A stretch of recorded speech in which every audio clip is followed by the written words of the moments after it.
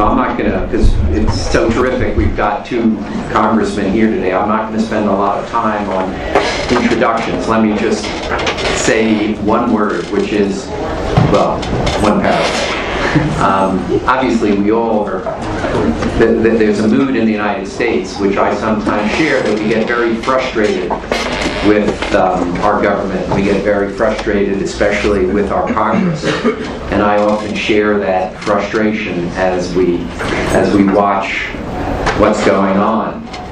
And then every year, I get to take a delegation of congressmen to China, led by, it's always been led by Rick Larsen, and then Charles Boustany replaced Mark Kirk, the two co-heads of the U.S. China Working Group.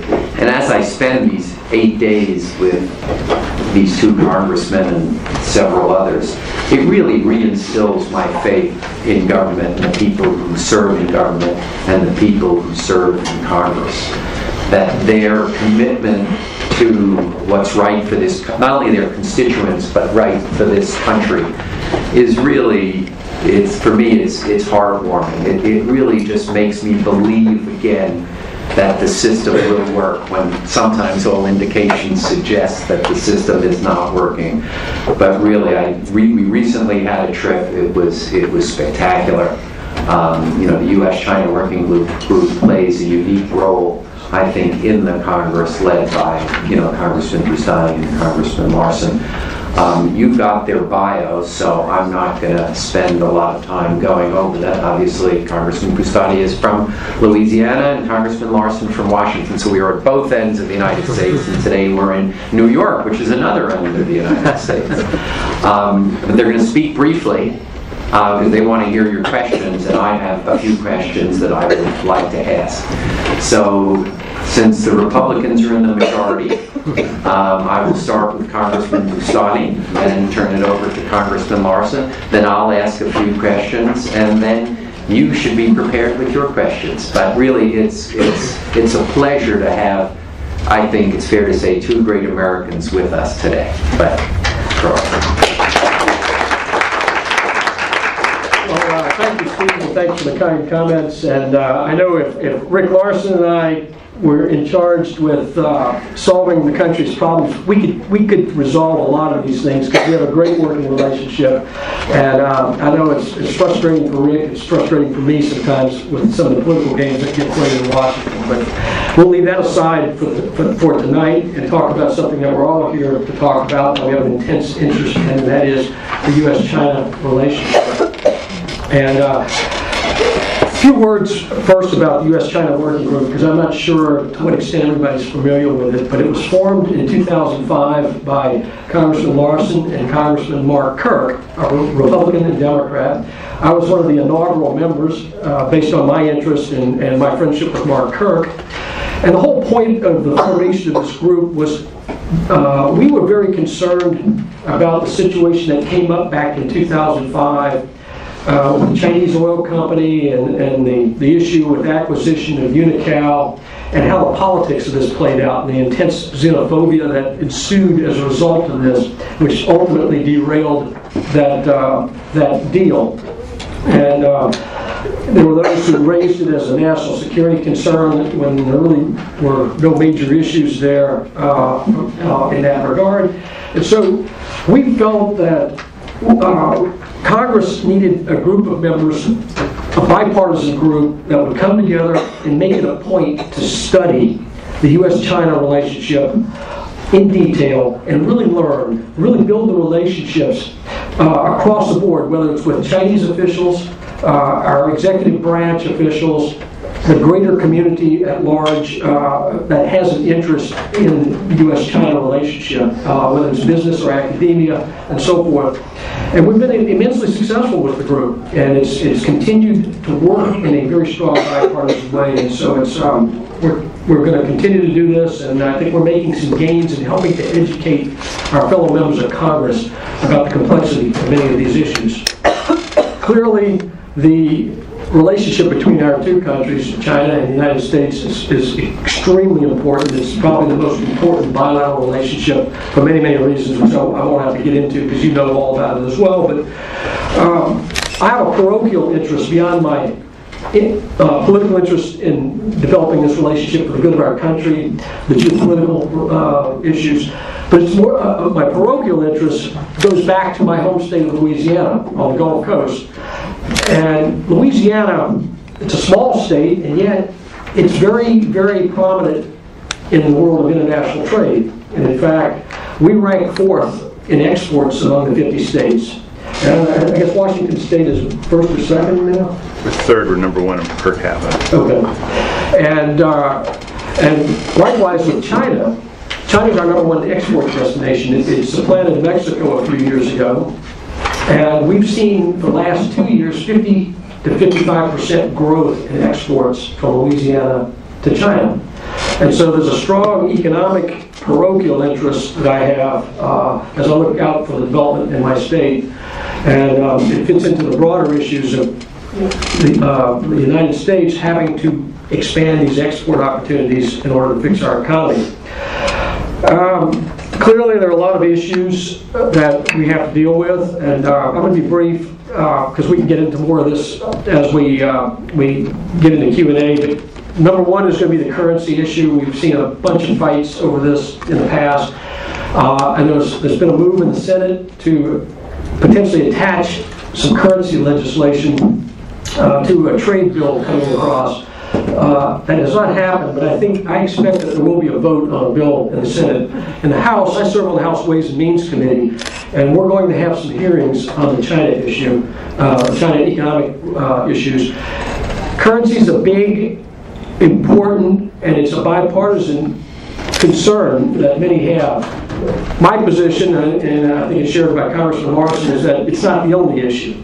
We have to deal with a whole host of others, whether it's indigenous innovation, preferential tax policies, WTO issues, government procurement agreement accession, and all these things that I think figure very importantly in our economic relationship. Secondly, we got the military-to-military relationship, which we can explore further.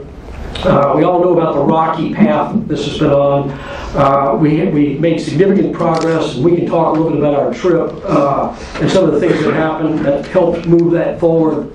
But at the same time, we saw the recent announcement about the sale of F-16s, the A's and B's, and so we're waiting to see how this unfolds going forward. I think we need to continue to work very hard in the development of this relationship at all levels. The economic downturn has put a focus on our bilateral relationship and how it plays out internationally as we try to solve problems with the global economy. And one of the things we need to be cognizant of as we go forward with this is the United States leverage and credibility, which will help us in that relationship with China as we try to bring China into a more cooperative framework with us to solve some of these big global economic issues. Trade is going to be a very important part of that, and I think the absence of the United States in trade activity is a critically important thing. And I know about 2 years ago in discussions with Kurt Campbell, Assistant Secretary of State, he'd gotten back from China and said that the negotiations in the SNED were very brutal. The Chinese would offer no quarter, and it was very difficult. He said we need leverage, and we need to pass the South Korean Free Trade Agreement as a starting point to regain some of that leverage. So trade is critically important, and I'm hopeful that we'll see more activity on that front. Let me stop there, and I've probably gone on longer than I needed to, and turn it over to Rick. Thanks, Charles. And I too want to extend my thanks to the National Committee on U.S. China Relations for hosting this event, and for New York University School of Law for helping us out with this as well. Steve Orleans has turned from mentor to friend for me, and I very much appreciate his friendship. The National Committee has been a host of several of our trips to China. I've been to China 7 times. in the last 7 or 8 years. I think 5 of those trips were National Committee trips. In addition to that, the National Committee has hosted staff trips, so DC-based staff trips. The most recent one was a trip in August that was focused on transportation investment in China, which a staff member of mine attended. And then a couple years ago, I forget which year it was, but a couple years ago we started a new program with the National Committee because under House of Representatives rules, staff people who work for us but work in our district offices are not eligible to go on what are called staff dels or staff delegation trips. So it's taxpayer-sponsored, taxpayer-paid-for trips. But these are folks who are on the front line of our jobs. If you ask any member of Congress what's important about their job, they won't say DC. They'll say their district. That's the most important thing about what's happening in their district. So a couple years ago, we started a program where the National Committee brought staff, or district-based staff folks, to China, and I think last year was the 3rd trip, if I'm not mistaken. My staff have been able to, someone from my staff has been able to attend on each of those trips as well. Has your staff been? Yeah, I think mine have been on all of them. And all those as well. Yeah, it's been extremely valuable. Yeah, it's extremely valuable because you want the district folks who live at home 100% of the time, whereas a member of Congress is flying back and forth all the time from DC to the district. You want those folks at home to have a good understanding of the kind of work that we're doing, especially with regards to the U.S. China relationship. A couple points I want to make about the U.S. China Working Group that we started about 6 years ago. First off, and this is a line that I think Mark Kirk has made more famous than I have, but Mark's now a senator, so we express our condolences to him. We write him every once in a while. It gets lost in the mail over there in the Senate, but he comes back to visit every once in a while, but he can't breathe the oxygen because it's way too rarefied over in the Senate. So it's heavier down below where we are. But about the U.S. China Working Group, what he likes to say, and this is very true, is that we don't have, individually, we do have our own agendas about the U.S. relationship with China. We absolutely do. But as a group, we don't ask folks to say that they're for a great relationship or against a great relationship, or they're good on Taiwan or bad on Taiwan with regards to mainland China. We don't ask that. So what Mark likes to say is that we'll take everybody, we'll take panda huggers, we'll take dragon slayers, and we'll even take the worst of the worst, we'll take panda slayers. So we'll take these all, and this is important for the credibility of the U.S. China Working Group, just so that we can, so when folks come and share things with us, whether they're cabinet officials, whether they're Chinese government officials, we're bringing business folks, we're bringing human rights folks, we want those folks to know that they're going to get a full face. They're going to get the full face of Congress when they come talk to us, and those members of Congress as well can feel that they're in a setting outside of a formal hearing where they can ask some questions and get a direct answer. And things are usually off the record. We try to set the rules there when members of Congress are meeting, so that we have more of a discussion rather than a hearing. So that's the first thing I want to point out. Second thing I want to point out is one of the things that we've discovered over the last several years is that the U.S.-China relationship is not a relationship. It is many different types of relationships depending upon the issue. Some of those relationships are going very well. Some of those are trundling along, skipping along the bottom of the creek, and some of those are not very good at all. But it's important to have contacts and engagement in all aspects of this relationship, whether it's trade, investment, military, human rights, democracy, all these kinds of issues, and then some. It's important to have that engagement focus on all these issues because for a variety of reasons, some of these issues exist in a vacuum, some of these issues exist relative to the other issues. And so you can't look at this relationship as one relationship. It ends up being many relationships dependent upon the issue.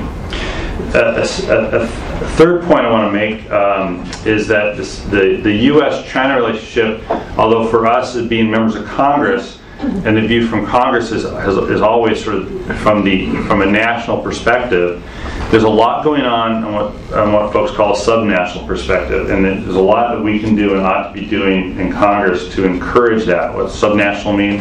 All that means like state to provincial. That means city to city. A lot of these relationships, for instance, the City of Seattle hosted last summer, earlier this year, several mayors from mid-sized large cities in China at a conference in Seattle. Just again to get mayors together with other mayors from the U.S., talk about what their problems are, what their issues are, and talk about potential investment opportunities and what the climate is like for that.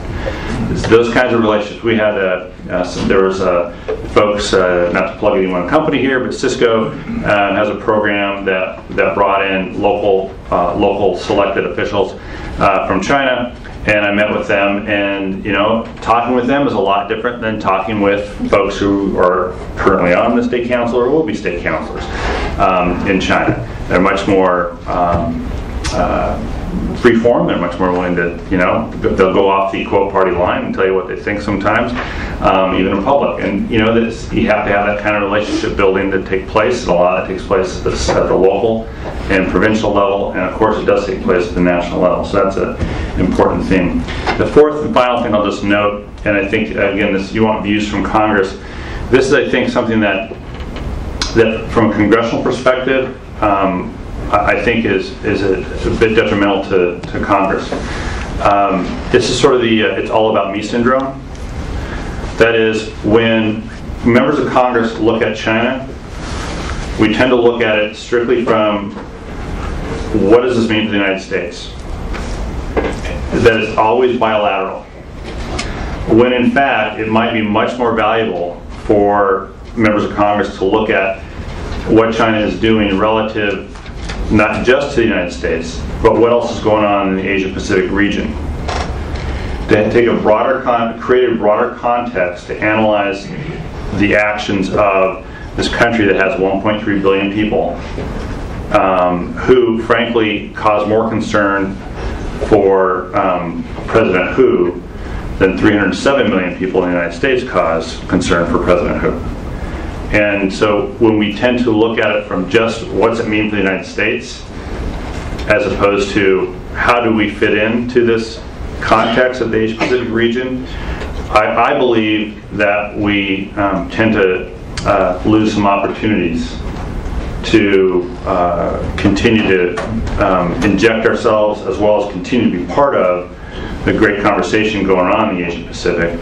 That includes China and includes the United States, but includes many other countries, some of whom are our treaty allies, some who are our partners, some who are begging us to be more like leaders in that region as well.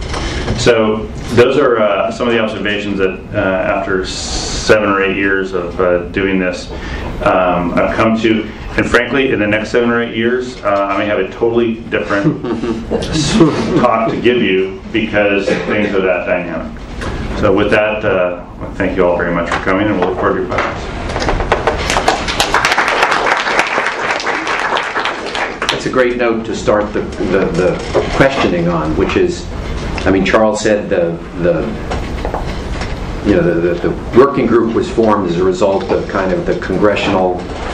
The quality of the dialogue on the CNOOC proposed acquisition of Unocal. Do you think the working group has worked? Has it been successful? We see today a Schumer bill that is going to impose countervailing duties on China if it doesn't revalue its currency. We see, and the dialogue on that is, I think, a little at odds with the facts. We saw a congressional, I'm sure, was it a resolution or letters on the sale of F-16 C and Ds versus the retrofitted A. It was just a letter, so it wasn't a... But there may be resolutions coming. Maybe, yeah. But again... I'm sorry, we'll have a conversation with you all too. We're just talking about But the quality of the dialogue, has it succeeded? What more can be done? Start with the majority? Actually, I'll start. Start with the minority. All right. I wrote a note here on the way up. I figured since we're in New York and we're kind of, we're not too far from Wall Street compared to being uptown. I would like to say that if you go back to 2005 and looking at this issue in Congress, that and looking at in terms of buying stocks, the U.S. China Working Group sort of bought China when it was low, and it hasn't appreciated all that much. It's gone. It's sort of like our stock market. It's been up and down and up and down and up and down over the last 6 years. But I'll say this: I'm not bearish or bullish on the relationships that we have with China. I'm realistic, and I try to what I try to preach about this these sets of issues is go in wide-eyed and very realistic. That it is not going to be a smooth ride ever, but the challenge and the goal should be to continue to press this these relationships on a positive trajectory, which you can do. And so, even though yet again we are seeing an effort to pass currency legislation in the Senate. And late last fall, last September, currency legislation passed in the House but didn't go anywhere in the Senate.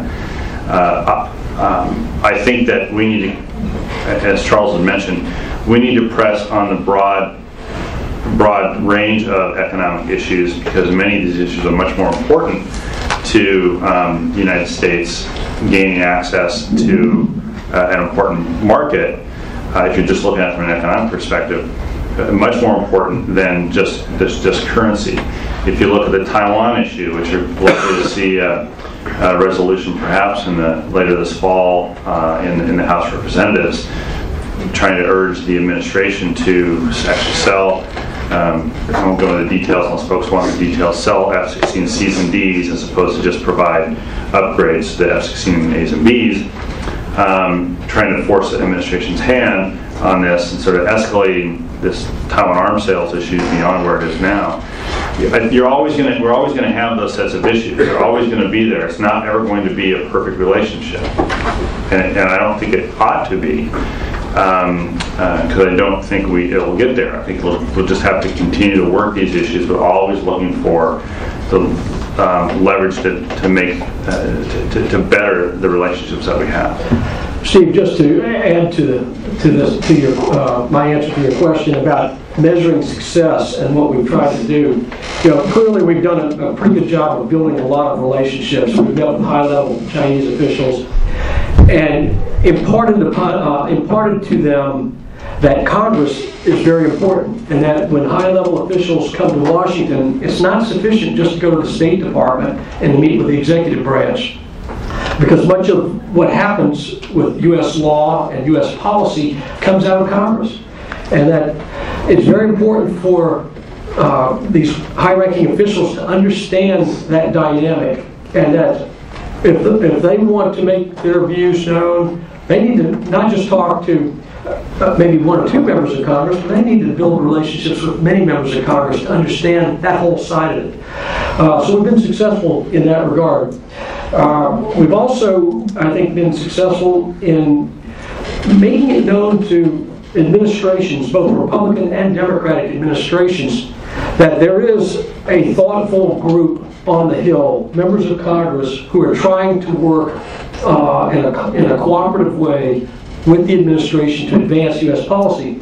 And so we've built that level of cooperation to an unprecedented level with the current administration, with the previous administration, and it serves a good vehicle, because when we go to China or we meet with Chinese officials in Washington, we can push a message that may not be quite so diplomatic, that perhaps our ambassador in China might not say it one way, or State Department. We can push, and we can use the backdrop of Congress to say, well, this is what Congress really thinks. You really want to know what's going on and how Congress views the U.S.-China relationship?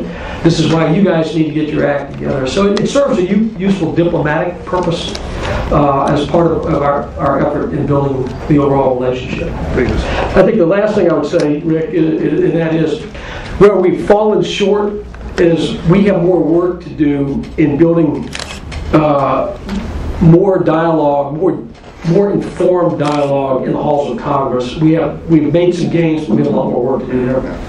I was going to note that that we are not diplomats. We are members of Congress. And just like I always say, we're not experts. As accompanying them on these trips, I can assure you that is true. There is a wide gap between the two, but we aren't diplomats. We're going to reflect what we hear from our colleagues.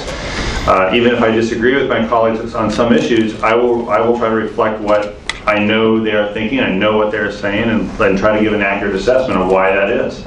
So our interlocutors in China do know that. But I think one of the successes you can point to is we had dinner with Chen Bingde, who's the top military officer in the PLA.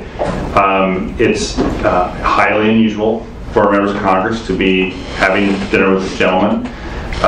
We had a very long conversation about Taiwan over dinner, about 3/4 of dinner. I thought it was going very poorly. And by the end of the evening, we had permission to visit the PLA submarine, Song-class submarine, which we spent a lot of time looking for, and in the waters of the Pacific. And here we are being invited to actually go walk on one and visit with the crew. And so, and that's an important part. That was an important part of pushing that military-to-military relationship. But it took a lot of work just to get to that point. About 8 years to get to that point to make that kind of thing happen. So we need to be patient as well, but frank and honest, I guess, are the euphemisms for it. Yeah, one of the working group wasn't set up for this purpose exactly, but it has certainly increased the knowledge that China has about the Congress. Yeah. That they clearly, and what I've seen in the 6 years as president of the committee, is that their knowledge of the Congress and their communication with the Congress, partly as a result of the creation of the working group, has increased tremendously, which is an interesting result. How many members today in the working group? 59? Yeah, 59, I think. That's a big number. You two are kind of some of the most pro-constructive engagement members of Congress. So I guess a few questions relating to that is, one, are you ever attacked for that in your districts? Though, as Charles pointed out, you've got a strong parochial interest in both of your districts for maintaining good relations with China.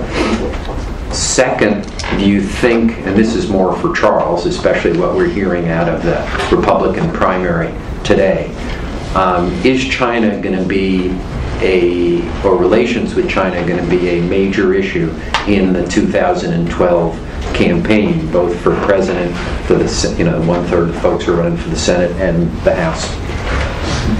Well, clearly there's this populist sentiment out there that we're losing jobs to China, which is when you go back home and face groups and answer questions, do town hall meetings, sometimes it comes up and you have to sit down and explain that, wait, you're looking at things very simplistically. We're not the only two countries in the world, and this is not a zero-sum game. So it's very important to try to explain that. It's not easy because the sound bites are much easier to make. The bumper stickers are a lot easier than to explain something like that to your constituency. So it does make a lot of work for us.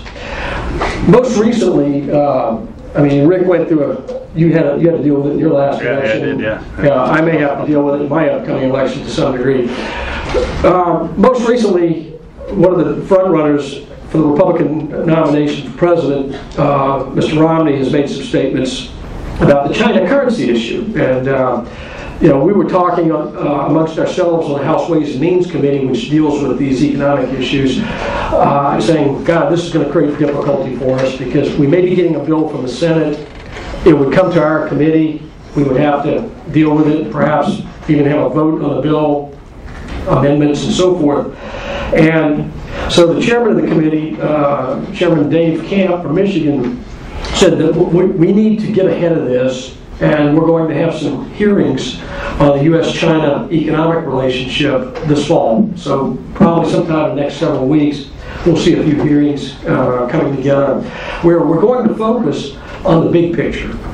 And one of the things I've been able to do in the last Congress, when the China currency bill was brought up before the Ways and Means Committee, I was able it ultimately passed in the House, but did not get over to the Senate.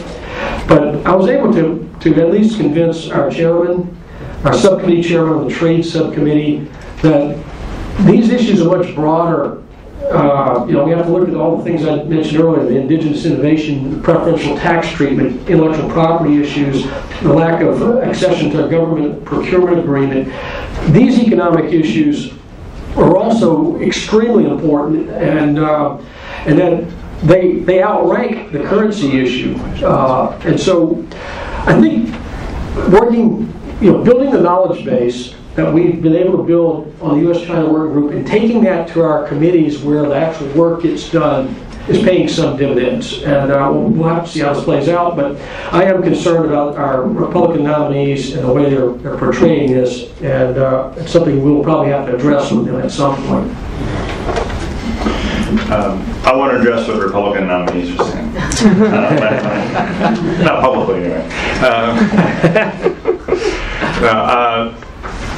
Last year, as Charles alluded to, last year I was actually attacked for a lot of things in the election, but near the end, one in particular was about an issue with regards to trade in China, and this is by my Republican opponent.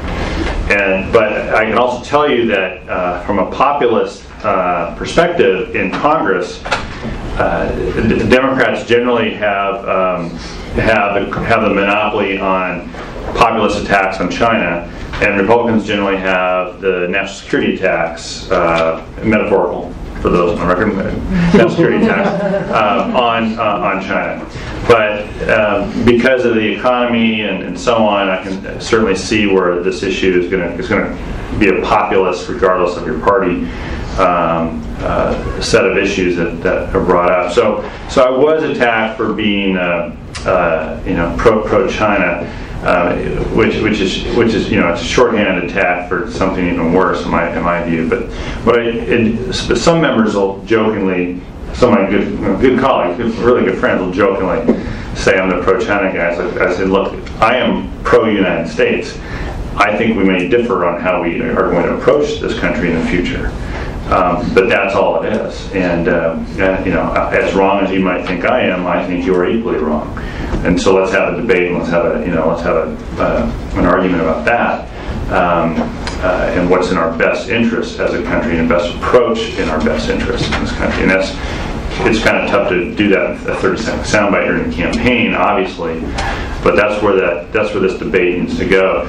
In conclusion, on this point, let me just say, when Mark Kirk and I created this in 2005, Mark's, I won't get into too many people's respective ages, but we were in our early 40s at the time, and we thought, just about where Steve is now, and we thought we need to look at this.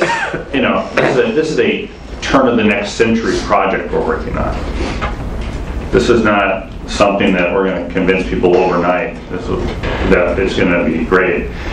We have to have the timeline that we assumed, and it's probably a longer timeline, that our Chinese interlocutors are going to have on this relationship, which is probably longer than the turn of the next century. But we need to have that kind of outlook, which is very difficult to hold on to in a 2-year cycle, frankly, in Congress. All right, let me open the floor to questions. I'm sure we've got... yeah, please identify yourself and your affiliation, Charles. Thank you. And speak really loudly because we don't have handheld mics. Probably stand up. Yeah, please stand up. I can't see you over there. And project. Charles Wong with the Committee of 100 and also China ACE Fund. My question is on the currency. If we were to see that the currency does increase from China, immediately do we also see the other side, that the cost of living in the U.S. is going to go up because the price from the product coming to the United States from China is going to go up. So would the public understand or accept the notion that with this action by Congress that the cost of living is going to be more expensive and their buying power is going to be less? Right? So the other side of the coin, that when the job creation intent by all of us to see that more people are working, but when you increase the prices of China product, the company is going to move the production to other lower wage countries, not coming back to the United States. So if our people doesn't understand that, and they're going to continue to push, yes, we want to see more jobs coming back from China. They're not coming back. They're going to Vietnam. They're going to Bangladesh. So I would like to hear your comment on that. Yeah, you're absolutely right on target with that, in my opinion, and that is, it's not a zero-sum game. And we live in a multilateral world with a lot of trading relationships, and to pin our problems, our domestic problems with unemployment on the issue of the relationship of the renminbi to the dollar, it makes no sense to me. And frankly, it's actually in China's interest to allow it to appreciate in the long run, because the average Chinese person needs more purchasing power. If they're going to move to more of a consumption-based economy, it's in their interest to allow it to appreciate, but they're going to do it at their own pace. And if we try to beat them up, and Congress tries to put some, define it as a subsidy, an unfair subsidy, or we declare them a currency manipulator, they're going to retaliate on trade, other trade issues, and it's not going to help the relationship, nor will it help the U.S. economy or our unemployment problem. So I think that's an issue, and I think your second point about the fact that Chinese exports into the U.S., that's also, the cost of those things are going to go up too for the average U.S. consumer. So we need to explain these things as much as possible, and it's not just Congress. I tell CEOs of companies to explain it to your employees, have your employees explain this. We need to build that knowledge base out there among Americans from all walks of life to understand some of the basics of this economic relationship. And that's why I think the comment by Governor Romney was damaging, because it hurts. I mean, it lacks credibility. It hurts our efforts in trying to bring some sense to all of this. I'll work backwards from your question. First point is, are we able to bring jobs back from China or not? Rather than answer that question, our goal in Congress usually, certainly as mine and as Charles, is to create jobs here, to do our job. And of course we have debates about this, but to do our job as members of Congress to encourage job creation here in the United States. And there are a lot of things we can do on that one, and we can, and that's a lot of the debate next year will be about, frankly, in the election. But the other point I think to make is that the President's Competitiveness Council, which is headed by the CEO of GE, did identify insourcing as one potential job creator. There are companies who have moved jobs, U.S. companies who have moved jobs overseas, who are now both moving some of those jobs back and looking to move additional jobs back. Not all of them, but there are a variety of issues why that's occurring. There's logistics issues, transportation issues, there may be regulatory issues, but none of them have to do with currency largely. To do with a lot of other issues. So there's potential there, but not a currency bill is going to solve. The point on dealing with the currency issue, I don't want folks to underestimate the passion and belief that some members of Congress have about the currency, Chinese currency. Okay, when they go home. It's not that they made it up. They go home and people tell them this. And if people who are voting for you or who are not voting for you are telling you something is a cause of something, and you tell them it isn't, that's what we call a CLE. It's a career limiting endeavor. It's not continuing legal education. All right. All right. And you could spend an hour explaining it, and they're going to say, "But you don't understand. I still have a job." So thank you for the hour of explanation. I'm still not working as a result of that hour of explanation. And so it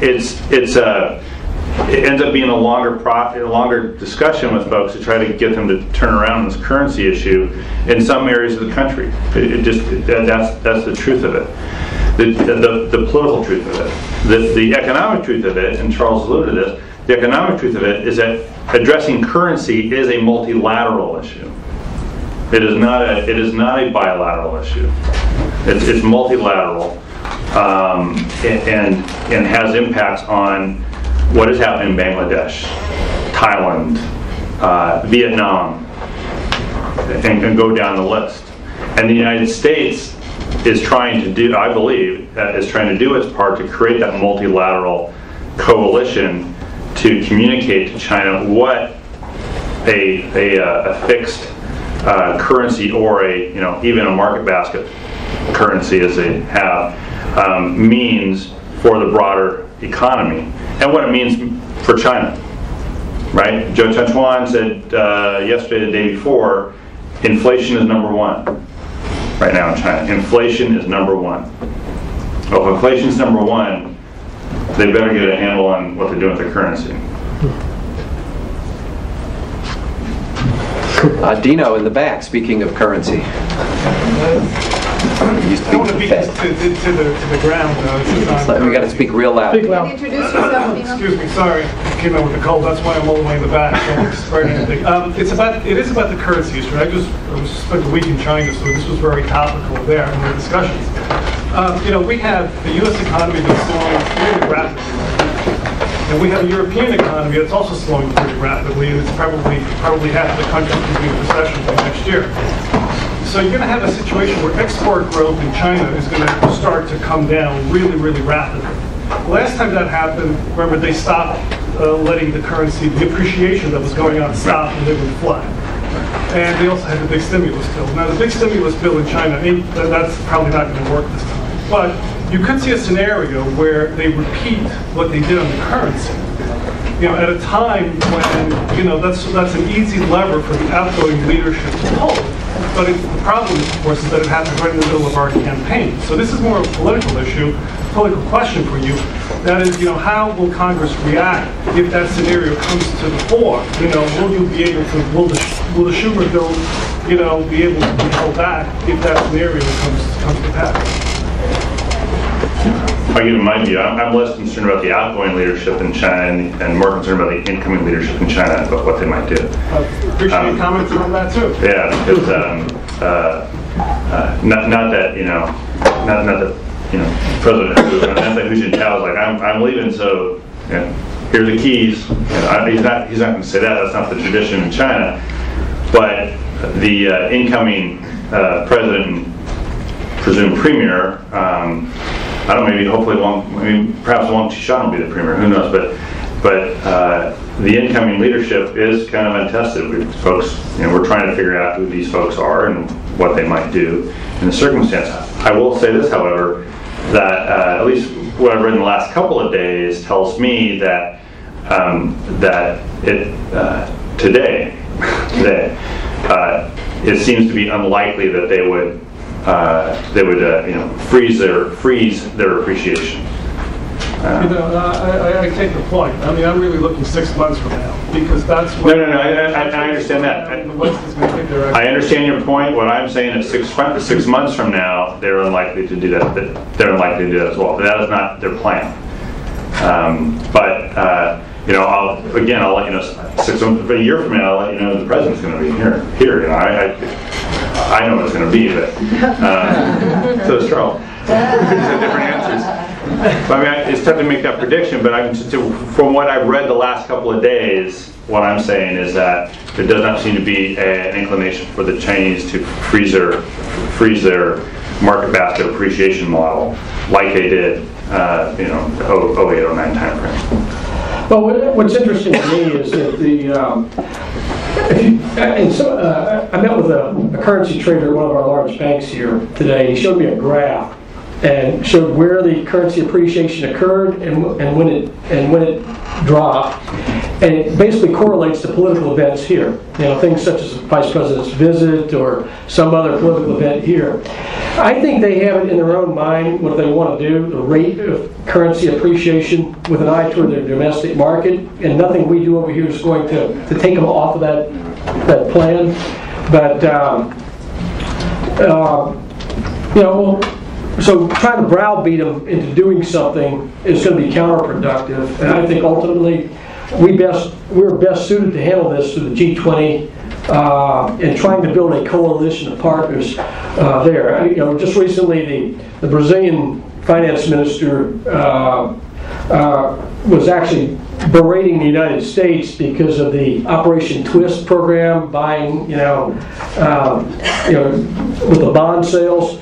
And so that, in effect, calling us a currency manipulator. After, I guess, 6 months or so ago, they were declaring the Chinese were currency manipulators. I think this actually helps us in trying to, get everybody to the table and say, all right, what are we going to do here? We got an economy that's a mess, and the respective valuations of currencies is part of this problem. So, but I think the Chinese basically have their own mental view of how they're going to allow this, the rate of appreciation to go. And final point is they have ventured into this new arrangement in Hong Kong and Macau with their internationalization of the renminbi. And it's kind of an interesting experiment to watch in their reactions, and it's still too early to say what's going to happen with that. I'm sorry, the other part of your question was about jumping ahead to next year in our elections and the impacts if this were to occur.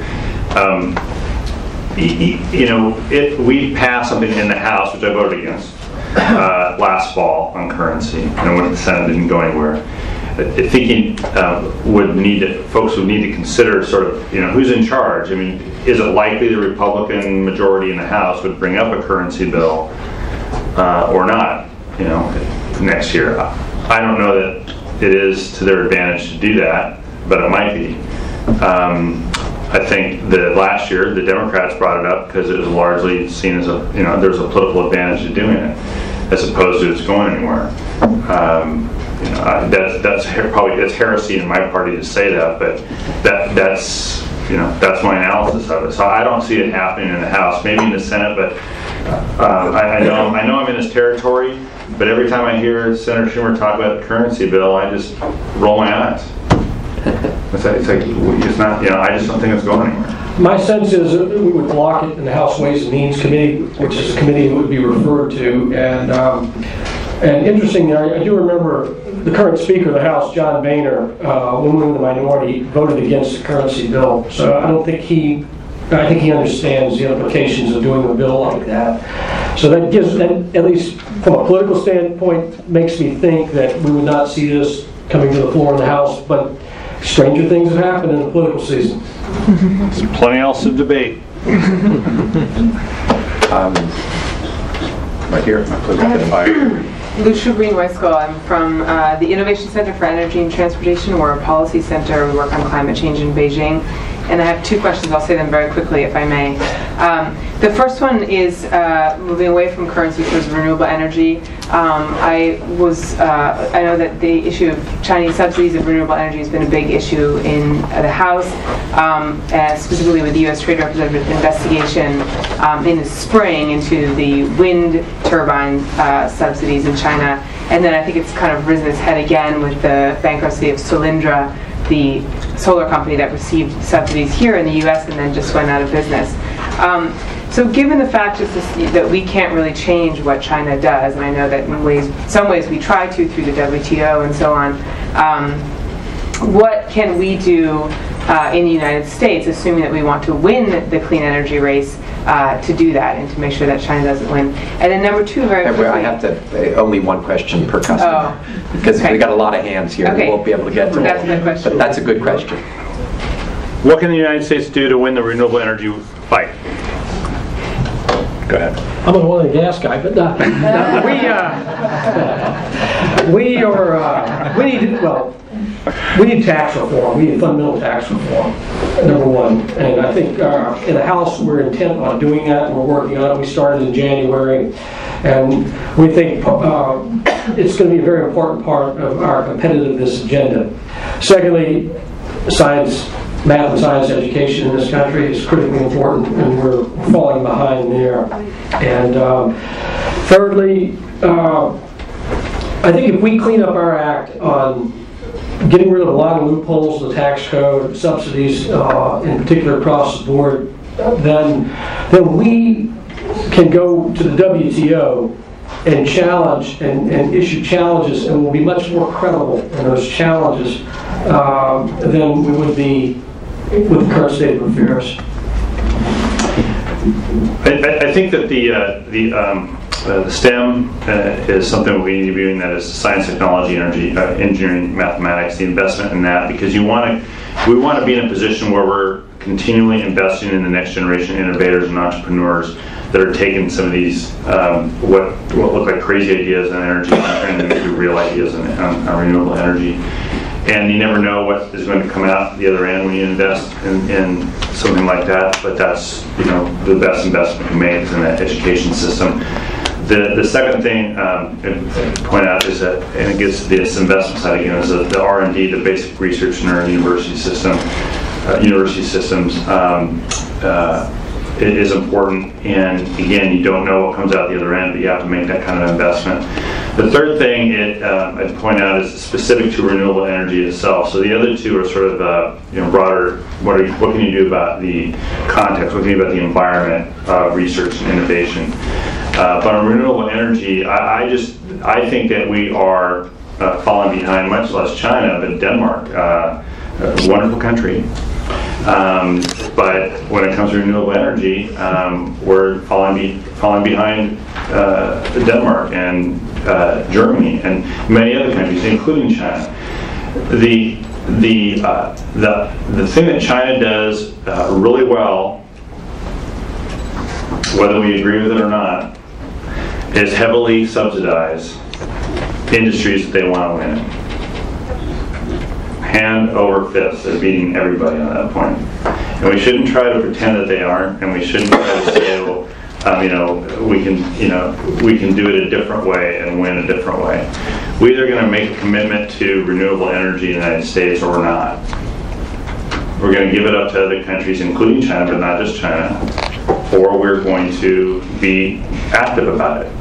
Just as actively, and nothing against my good oil and gas friends, got 4 refineries in my district, but just as actively as we subsidize the oil and gas industry in this country. And if we're not going to, then let's decide that we're not going to. And if we are going to, then let's decide that we are going to, and stop pretending that this stuff happens by accident. Because it doesn't. It's not happening by accident in Germany, Denmark, and China, and it won't happen by accident. They have an active, job-producing, renewable energy industry based in the United States. It won't happen by accident. Patricia, stand up real loud and identify yourself. Patricia Cleveland. I'm a consultant in the financial industry. You mentioned going back to 2005 how the whole working group got set up because of the unsuccessful bid by Senior and Unical.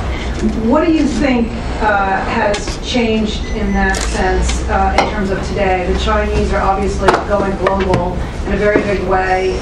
There's lots of opportunities, not just in terms of portfolio investment, but they're very keen in acquisitions, and over a third of their acquisitions last year were done overseas. So this is a big opportunity. Would the U.S. welcome this in your view now? Have we made progress, or is it still a lot of nervousness around that? One point of interest was that less than a year ago, a Chinese oil and gas company took a 1/3 stake in a joint venture for natural gas exploration production with Chesapeake here in the United States. And there was nary a cry in Congress about it, which is a sea change from what we saw in 2005. And I don't know if everybody was just distracted or what, but we just didn't see that. Secondly, governors around the United States are actively courting Chinese investment. We're seeing a lot of that now. And so I think part of this is stemming from the economic downturn, and I think wherever you find capital or capital investment, whether you're an elected official in the state looking for investment, outside investment, that's going to create jobs domestically.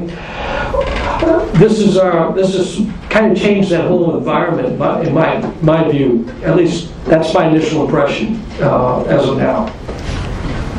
A couple weeks after the CNIP debacle in Congress, we met with folks from CCPIT, something, right? That's the International Trade Promotion Group out of China. And we asked them, several of us met with a group, and we asked the question, what do you learn from the CNIP debate in Congress? And they said, we learned that we need to be smarter about investing in the United States. What we learned is that the way that this happened is not the way it should happen in the future. That we need to be more intelligent, more directed, more focused, better planning about the investments that we make, how much, when, where we did that we do this. The we, that is the Chinese investment community, and I think we're seeing that. I think first off, they're obviously they're not trying to. The Chinese investment money isn't trying to purchase a gigantic oil and gas company, right? They're buying a stake, a 1/3 stake in, a regional, but a large energy company instead of going for the big fish.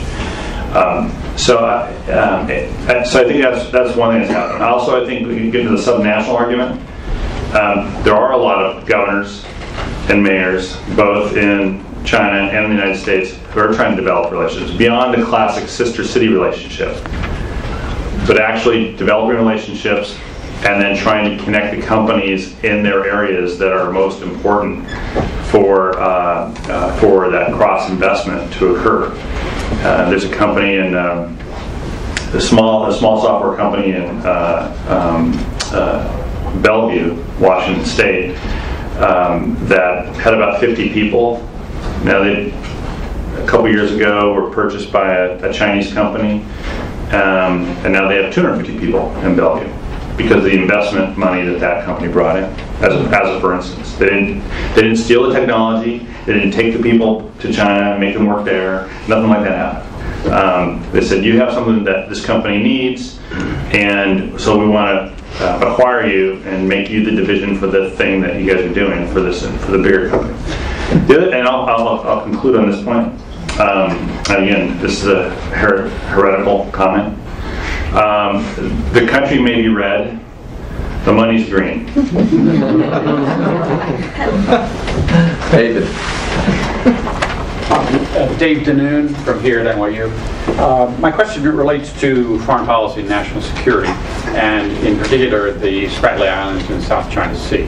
And I think a number of observers have been surprised by how much more assertive the Chinese have been in the last 18 months on this question. And you may remember that this led to Secretary Clinton taking an unusual position in the ASEAN summit a year ago. My question relates to your working group and your discussions with General Chun. First of all, has your working group tried to take a position on this or explore this in any depth? And second, when you had the dialogue with General Chun, what did he say about it? If he said anything. Well, clearly the Chinese view, and as expressed by General Chun and others, including Dai Bingguo and Wang Qishan, is that this is a sovereignty issue, and they refer to some map where they claim all this area. In a bipartisan way, we agree with Secretary Clinton's assertive position at the ASEAN conference, and we continue to push them being the Chinese government, with regard to this issue by saying that the United States is a Pacific nation. We border the Pacific, and we're interested in open sea lanes, and we're Pacific in that we don't want conflict. We want open sea lanes, and we want open trade. And it's U.S. interest to see those sea lanes in the South China Sea and so forth open. On the issue of the jurisdiction of these islands, it's a sticky issue, and my view is that this needs to be resolved in some sort of multilateral as with so many other border disputes, I mean, there's so many of them in Asia that you've got to have a multilateral mechanism to go forward, and I would continue to push that kind of venue. The Chinese don't like it, and I mean, they quickly put up the wall. But I think we just need to be persistent, and we need to stay on them and show them that it's in their interest ultimately to resolve this in a peaceful way. The Chinese don't like it. Everybody else does, and that's all right with us. So I think that's why Secretary Clinton's comments, you termed them as unusual. It might have been newly stated. Well, unusual for the State Department, which for a decade basically said we only care about freedom of seas. Which is she great advantage having Secretary Clinton. And so I think that it needed to be said. It was said, and continues to have positive, I think, repercussions. It tells that region that we're standing with the region to help find a solution, that this is not going to be, that certainly it's our view that it should not be settled in one-off bilateral negotiations country by country, but that the region ought to do it. We had a I don't know if you were at that meeting, but I had a conversation in my office with former Foreign Minister Li Chao-ching, who's now he's the chairman of the Foreign Affairs and Defense Committee of the National People's Congress. Yeah, right. And he wouldn't even have a conversation unless we agreed not to call it the Spratlys, but to call it by the Chinese name. Yeah. See, and you said it so quickly, I didn't know what it was. So I was like, I said, I'll agree that we didn't say it. All right, so we can continue talking about this. But the formulation from Lee, the formulation from Chun, the formulation from Dai is shelve differences and jointly develop. That's a Chinese formulation for what to do with the Spratlys. Shelve differences and jointly develop. I don't know this for sure, but I think they're the only country in that region that agrees with that formulation. We have unfortunately come to the end of our allotted time. As I said, we begin promptly and we end promptly, and I think you can see why it is that I so enjoy being with these guys for 8 days. It's really, it reinstills my faith in our congressional branch, and I think and I hope in this 1 hour has kind of shown you that they're members who think a lot about China and have a real in-depth analysis. But thank you so much for coming up to New York.